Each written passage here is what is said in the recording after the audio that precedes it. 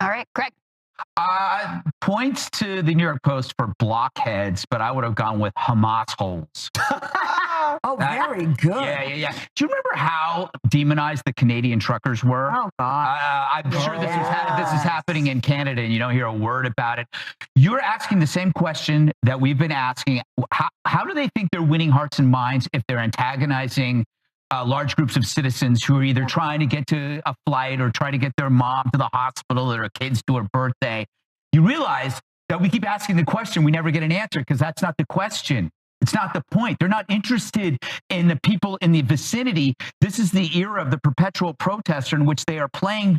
Their audience is the smartphone. And what they're trying to do is amplify, upload to social media worldwide this impact to give a sense of a global jihad, a global uprising. Doesn't matter if it's just 150 people out there. If you can show the 110 freeway, if you can show something in Sydney, Australia, and then you upload these, it creates a perpetual protest. So your frustrations and anger is irrelevant, right? It's like the greater mission is sponsored theater, right? Telling the world, which is a lot of Hamas sympathizers, that global jihad is beginning. Join the fight. It's a doom loop feed, and it feeds off its own amplification. And the worst part about this is it's designed to create future generations to adopt the same mentality. It's a global brainwash to get impressionable people to join in the uprising. And you are seeing that in America. You're seeing people that are exchanging their views on gender for misogyny.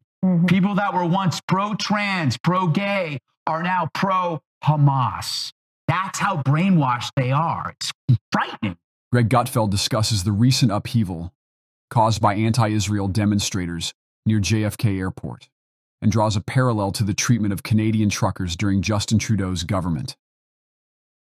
He highlights a disparity in the treatment of protests, particularly those related to COVID-19 vaccines, comparing the severe censure faced by protests in Canada to the relatively unnoticed ones elsewhere.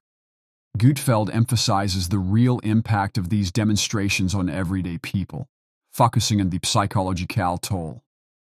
When protests disrupt daily routiness, especially during critical moments like travel or significant family gatherings. Additionally, he warns against the potential indoctrination of susceptible individuals through these demonstrations, expressing concerns about their social and psychological repercussions. Gutfeld underscores the dangers of movements manipulating emotions or ideologies, urging the safeguarding of communities from such destructive and manipulative protests. He emphasizes the need to prioritize the well-being of ordinary citizens, highlighting the complex interplay between societal perceptions and global actions. In essence, Gutfeld points out the manipulation of perceptions and identities, stressing the ethical dimensions of protests that prioritize global attention at the expense of local impact. He advocates for the preservation of social norms amid these dynamics, to prevent potential consequences on societal values and individual beliefs.